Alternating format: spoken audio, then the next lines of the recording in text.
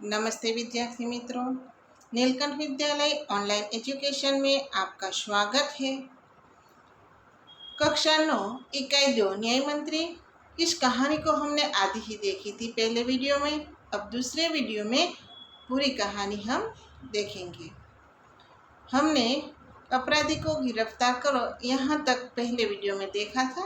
अब दूसरे वीडियो में दूसरे ही क्षण सम्राट के हाथों में हथकड़ी पड़ गई।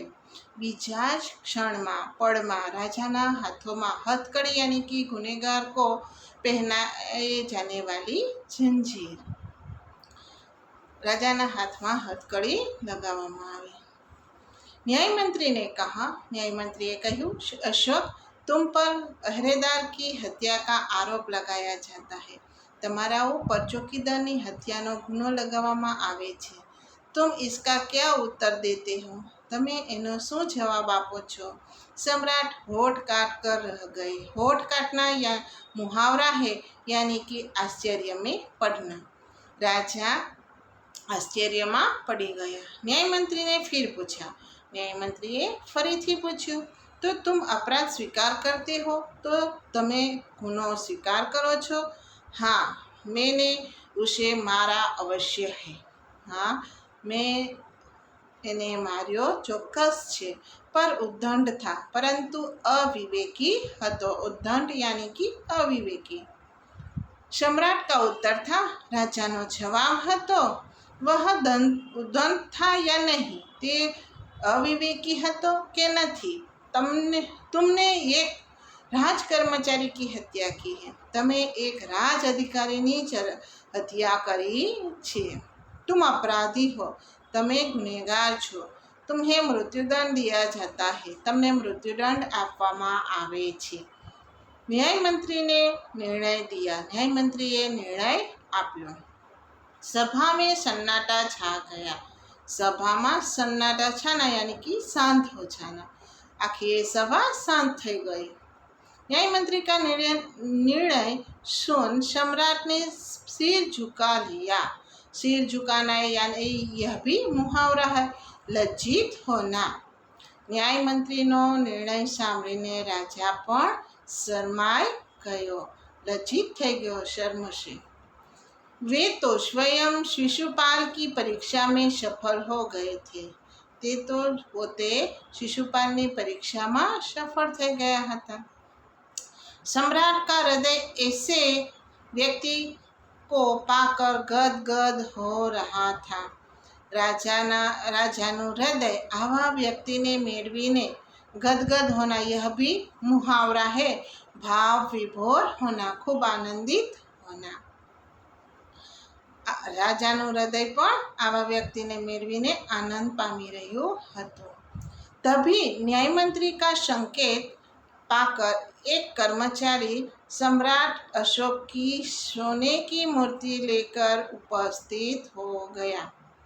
त्यारे ज न्याय मंत्री नो इशारो मेळवीने अधिकारी कर्मचारी राजा अशोकनी सोनानी मूर्ति लईने उपस्थित यानी कि हाजर थई गयो। न्याय मंत्री ने खड़े होकर कहा। न्याय मंत्री उभा थईने कह्યું, सज्जनों, यह सच है कि मैं न्याय मंत्री हूँ। सज्जनों, हूँ आ साचू छे कि हूँ न्याय मंत्री छूँ। और यह भी सच है कि अपराधी को दंड मिलना चाहिए।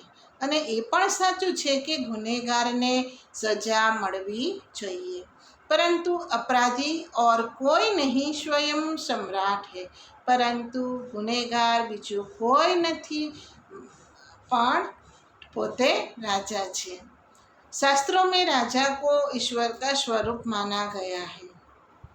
शास्त्रों में राजा ने भगवान स्वरूप मानवामां आवे छे, इसलिए उसे ईश्वर ही दंड दे सकता है। એટલા માટે તેને ભગવાન જ સજા કરી શકે છે। अतएव मैं आज्ञा देता हूँ कि सम्राट को चेतावनी देकर छोड़ दिया जाए। એટલા માટે હું આજ્ઞા આપું છું કે રાજાને ચેતવણી આપીને છોડી દેવામાં આવે और उनके स्थान पर इस सोने की मूर्ति को फांसी पर लटकाया जाए અને તેની જગ્યાએ આ સોનાની મૂર્તિને फांसी ઉપર લટકાવવામાં આવે, जिससे लोगों को शिक्षा मिले, જેનાથી લોકોને શિક્ષા મળે, सीख મળે। न्याय मंत्री का न्याय सुनकर लोग जय जयकार कर बैठे। न्याय मंत्री नो न्याय सांभळीने लोगों जय जयकार करवा लाग्या।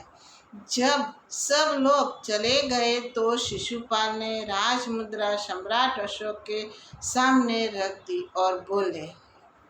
જ્યારે બધા લોકો ચાલ્યા ગયા ત્યારે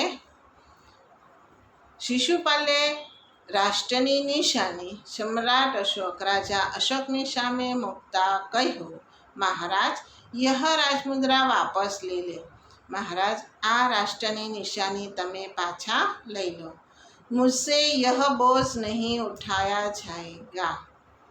माराथी आ बोझ यानी कि वजन, भार, पर इस कहानी में जिम्मेदारी, बोझ का मतलब जिम्मेदारी, आ जिम्मेदारी माराथी नहीं उठावी शके, आ जवाबदारी हूँ उठावी शकीश नहीं। अशोक ने सम्मान भरी दृष्टि से उनकी ओर देखते हुए गदगद कंठ से कहा।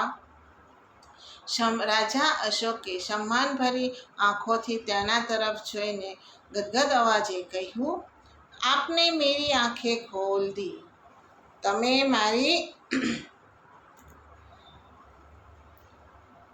मारी आँखों खोली नाखी। आँखें खोलना यानी कि मुहावरा है हर सही परिस्थिति की जानकारी देना, सही परिस्थिति समझना। आपका साहस प्रशंसनीय है, तमारी हिम्मत प्रशंसा करवा लायक छे। यह बोझ आपके अतिरिक्त और कोई नहीं उठा सकता। आ जवाबदारी तमारा सिवाय कोई उठावी शकशे नहीं। न्याय मंत्री निरुत्तर हो गए। निरुत्तर होना यानी कि कोई जवाब न देना। न्याय मंत्री पास कोई जवाब न હતો। मित्रों, यहाँ हमारी यह कहानी समाप्त होती है। हम इसके मुहावरे देखेंगे। सहम जाना, आश्चर्यचकित हो जाना, कलेजा धड़कना, चिंतित होना, धूम मच जाना, प्रसिद्ध हो जाना, रात दिन एक करना, कड़ी मेहनत करना, होठ काटना, आश्चर्य में पड़ना, सिर झुकाना, लज्जित होना, गदगद हो जाना, भाव विभोर हो जाना, आंखें खोल देना, सही परिस्थिति समझना। मित्रों, स्वाध्याय के प्रश्न अब हम देखेंगे। निम्नलिखित प्रश्नों के उत्तर एक एक वाक्य में लिखिए। शिशुपाल ने अपने घर का दरवाजा क्यों खोला? एक अतिथि को शाम के अंधेरे में आश्रय के लिए आया देखकर शिशुपाल ने अपना घर का दरवाजा खोला। शिशुपाल किस अवसर की तलाश में था? शिशुपाल सच्चा न्याय कैसा होता है यह दिखाने के अवसर की तलाश में था। न्याय के विषय में शिशुपाल के क्या विचार थे? हमारा यह तीसरा प्रश्न है, उसका उत्तर है शिशुपाल मानता था कि न्याय ऐसा हो कि कोई अन्याय और अपराध करने का साहस न कर सके। चौथा प्रश्न हमारा है, परदेशी कौन था? उसने दूसरे दिन क्या किया? उसका उत्तर है परदेशी स्वयं सम्राट अशोक था। दूसरे दिन सुबह उठकर परदेशी ने शिशुपाल को धन्यवाद देकर उससे विदा ली। पांचवा प्रश्न है, सम्राट अशोक ने शिशुपाल को राजमुद्रा क्यों दी? उसका उत्तर है सम्राट अशोक ने शिशुपाल को न्याय मंत्री के पद पर नियुक्ति के रूप में राजमुद्रा दी। छठवां प्रश्न है, राज्य में न्याय के विषय में परिस्थितियां कैसे बदल गई? उसका उत्तर है शिशुपाल के न्याय मंत्री बनते ही राज्य में पूरी तरह शांति रहने लगी, किसी को किसी प्रकार का भय न रहा। सातवां प्रश्न है, पहरेदार की हत्या होने पर शिशुपाल की स्थिति कैसी हो गई? उसका उत्तर है, पहरेदार की हत्या होने पर शिशुपाल की नींद उड़ गई और अपराधी का पता लगाने के लिए उन्होंने रात दिन एक कर दिए। 8वां प्रश्न है, अपराधी का पता चलने पर शिशुपाल ने क्या किया? उसका उत्तर है, अपराधी का पता चलने पर शिशुपाल ने सम्राट अशोक को गिरफ्तार करने का आदेश दिया। मित्रों, हमने एक एक वाक्य में प्रश्नों के उत्तर देखे। सविस्तार के उत्तर हम नवनीत में से ही तैयार करेंगे। अब प्रश्न तो तीसरा, निम्नलिखित विधान कौन कहता है, क्यों? पहला है, यह मेरा सौभाग्य है।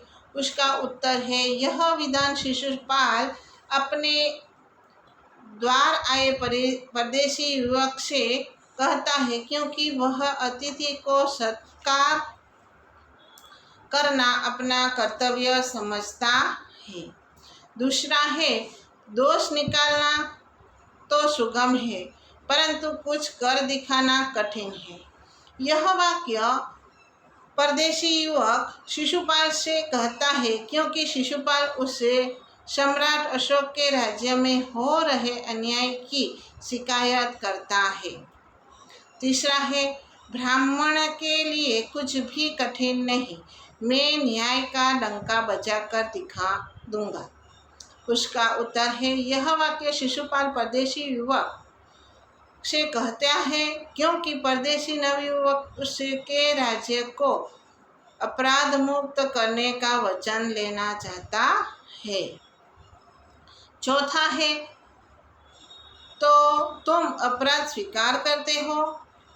यह वाक्य न्याय मंत्री शिशुपाल सम्राट अशोक से कहता है क्योंकि उसने पहरेदार की हत्या की थी।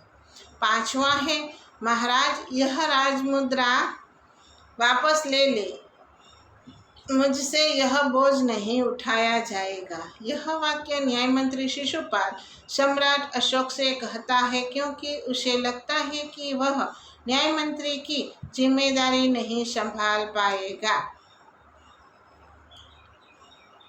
अब चौथा है, पर विरोधी शब्द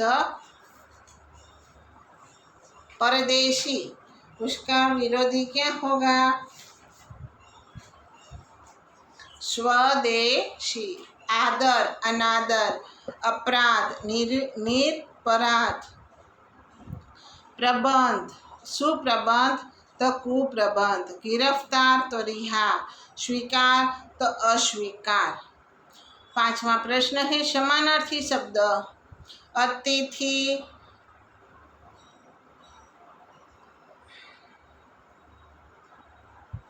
तो मेहमान, सुगम, सरल, कठिन, मुश्किल,